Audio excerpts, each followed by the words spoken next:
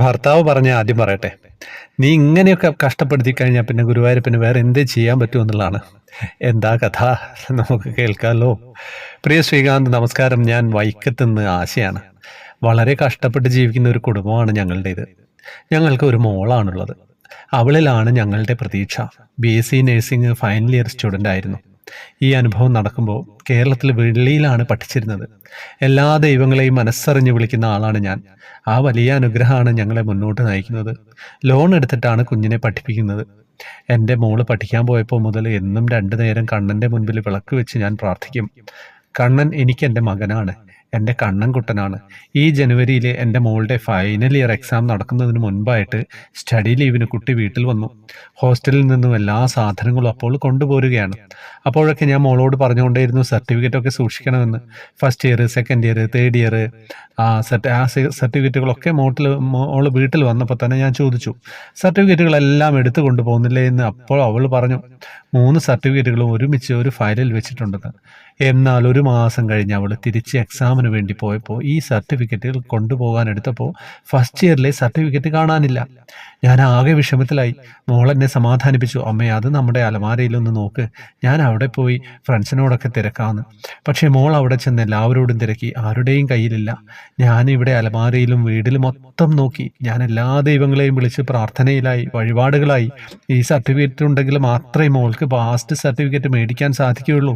തുടർന്ന് എല്ലാ കാര്യത്തിനും ഇത് വേണം. എൻ്റെ മകളുടെ ഭാവി ഓർത്ത് കണ്ണനെ വിളിച്ച് ഞാൻ കരഞ്ഞു. ത്രിമധുരത്തിൽ ഞാൻ എൻ്റെ അനുഭവം പറയാം. കണ്ണനൊരു വിളക്ക് സമർപ്പിക്കാം. എൻ്റെ കാലിന് വയ്യാതെയായി 2 മാസമായി ശരിയായിട്ട് നടക്കാൻ പറ്റാത്ത അവസ്ഥയിലായിരുന്നു ഞാൻ. മോൾക്ക് ആഴ്ചയിൽ 2 ദിവസമാണ് ഫോൺ കൊടുക്കുന്നത്, ചൊവ്വയും വ്യാഴവും 10 മിനിറ്റ് വീതം. ചൊവ്വാഴ്ച ഫോൺ വിളിച്ചപ്പോൾ ഞാൻ പറഞ്ഞു, മോളെ ഇനി അത് ബാങ്കിൽ ലോണിന് വേണ്ടി പ്രൂഫ് കൊടുത്തപ്പോൾ അറിയാതെ അമ്മ ഒറിജിനൽ കൊടുത്തു പോയോ, അതുകൊണ്ട് അമ്മ ബാങ്കിൽ പോയി തിരക്കാം. പിന്നെ എൻ്റെ മനസ്സിൽ അങ്ങനെ തോന്നിത്തുടങ്ങി. അവരത് സൂക്ഷിച്ചു വെച്ചിട്ടുണ്ടോ എന്ന് വിചാരിച്ച് വളരെ പേടിച്ചു. ഏത് സമയവും കണ്ണനെ വിളിച്ച് കരഞ്ഞ് പ്രാർത്ഥിച്ചു, കണ്ണാ ഞാനവിടെ സർട്ടിഫിക്കറ്റ് ഇല്ലെങ്കിൽ ഞാനവിടെ തളർന്നു വീഴും, എൻ്റെ മനസ്സിന് ബലം തരണേന്ന്. നടക്കാൻ വയ്യാത്ത കാല് വലിച്ചു വെച്ച് ഓട്ടോയിൽ കയറി ഞാനും എൻ്റെ ഭർത്താവും ബാങ്കിൽ ചെന്നു. അന്ന് അവിടെ ചെന്നപ്പോൾ അവിടെ ബാങ്ക് അടച്ചിട്ടിരിക്കുന്നു. ബാങ്ക് സമരത്തിലാണ്. സെക്യൂരിറ്റിയോട് വിവരങ്ങൾ പറഞ്ഞപ്പോൾ നിങ്ങൾ ഇവിടെ കൊടുത്തിട്ടുണ്ടെങ്കിൽ അവരത് സൂക്ഷിച്ചു വെക്കുമെന്ന് പറഞ്ഞു. അങ്ങനെ ചെറിയ ആശ്വാസത്തിൽ ഞങ്ങൾ തിരിച്ചു വന്നു.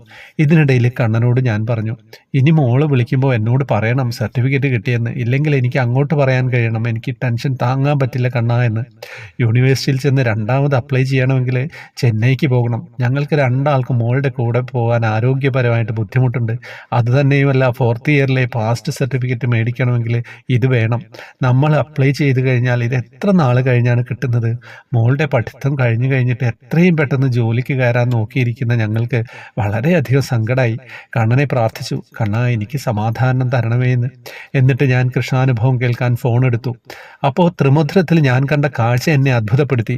ഒരു ടീച്ചറുടെ കേട്ടറ്റ് പരീക്ഷയ്ക്ക് വേണ്ടി നോക്കിയപ്പോൾ സർട്ടിഫിക്കറ്റ് കാണാതായ സംഭവം. 2 ദിവസങ്ങൾക്ക് ശേഷം അത് തിരിച്ചു കിട്ടിയതും. ആ അനുഭവം അപ്പോൾ എന്നെ കാണിച്ചു തന്നത് എൻ്റെ കണ്ണനാണെന്ന് എൻ്റെ മനസ്സ് പറഞ്ഞു. ഞാൻ അപ്പോൾ തന്നെ എൻ്റെ നാത്തൂനോട് ഇത് വിളിച്ചു പറഞ്ഞു. കണ്ണൻ എന്നെ ഇത് കാണിച്ചു തന്നു, കിട്ടുമെന്ന് പറഞ്ഞ് സമാധാനിപ്പിച്ചതാണെന്ന്. മോള് വൈകുന്നേരം വിളിച്ചപ്പോൾ പറഞ്ഞു, അമ്മേ ഫ്രണ്ട്സിൻ്റെ ആരുടെയും കയ്യിൽ സർട്ടിഫിക്കറ്റ് ഇല്ല, അമ്മ ബാങ്കിൽ പോയോ എന്ന് ചോദിച്ചു. അമ്മേ ടീച്ചർക്ക് കൊടുക്കാൻ വെച്ചിരിക്കുന്ന ഫയൽ മാത്രമേ എൻ്റെ കയ്യിലുള്ളൂ. അപ്പോഴേക്കും ഫോൺ വെക്കാൻ സമയമായിട്ടോ മോൾക്ക്. ഞാൻ ഒന്നിനും ആകാതെ കസേരയിലിരുന്ന് കണ്ണനെ നോക്കി കരഞ്ഞു. 2-3 മിനിറ്റ് കഴിഞ്ഞു. പെട്ടെന്ന് എൻ്റെ ഫോൺ ബെല്ലടിച്ചു. അമ്മേ കിട്ടി. പരിചയമില്ലാത്ത നമ്പറിൽ നിന്നും ഒരു ശബ്ദം. ഏതോ ഒരു കുട്ടി ഫോൺ വെക്കാൻ താമസിച്ചതുകൊണ്ട് അവളുടെ നമ്പറിൽ നിന്നും വിളിച്ചതാണ്. എനിക്ക് വേണ്ടി എൻ്റെ കണ്ണൻ ആ കുട്ടിയെ കൊണ്ട് ഫോൺ വെക്കാൻ താമസിപ്പിച്ചതാണ്. എൻ്റെ പ്രാർത്ഥന കണ്ണൻ കേട്ടു. ഇനി വിളിക്കുമ്പോൾ എനിക്ക് അങ്ങോട്ട് പറയാൻ കഴിയണം, അല്ലെങ്കിൽ മോൾ എന്നോട് പറയണം സർട്ടിഫിക്കറ്റ് കിട്ടിയെന്ന്. മോള് പിന്നീട് വിളിച്ചപ്പോൾ പറഞ്ഞു, അമ്മേ സർട്ടിഫിക്കറ്റ് ടീച്ചർക്ക് സബ്മിറ്റ് ചെയ്യാൻ വെച്ചിരുന്ന അസൈൻമെൻറ്റിൻ്റെ കൂടെ ഇരുന്നു മാസങ്ങളായി.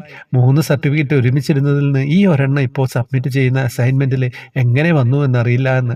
ഇത് ഞാൻ എൻ്റെ ഭർത്താവിനോട് പറഞ്ഞപ്പോൾ അദ്ദേഹം പറഞ്ഞു, ഒരു സമാധാനം കൊടുക്കാതെ നീ ഇരുന്ന് കരഞ്ഞ് പ്രാർത്ഥിച്ചാൽ കണ്ണൻ പിന്നെ എന്ത് ചെയ്യും?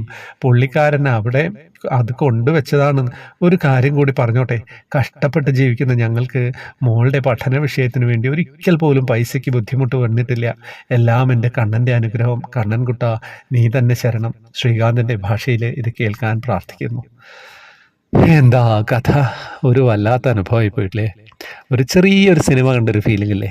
ഒരു ചെറിയ കുഞ്ഞു സിനിമ. ഒരു ടെലിഫിലിം മാതിരി ഒക്കെ പിക്ചറൈസ് ഇങ്ങനെ എഴുതാനൊരു കഴിവ് വേണം. അതാണ് അതിൻ്റെ ഒരു പ്രത്യേകത. എന്താ കഥ അല്ലേ? ഗ്രൂപ്പിലേക്ക് വരാട്ടോ. ഗ്രൂപ്പിലേക്ക് വന്നിട്ട് ആഘോഷിക്കാം. അനുഭവങ്ങൾ പറയാം. 1, 2, 3 അനുഭവങ്ങളൊക്കെ പറയാം. അങ്ങനെ ഗ്രൂപ്പിലേക്ക് വന്നാൽ അതൊക്കെ എളുപ്പമായിട്ട് സാധിക്കും. പറ്റുന്നവർ എല്ലാവരുടേതും ഞാൻ പറയൂട്ടോ. ആരെയും ഒഴിവാക്കില്ല. ഹരേ കൃഷ്ണ.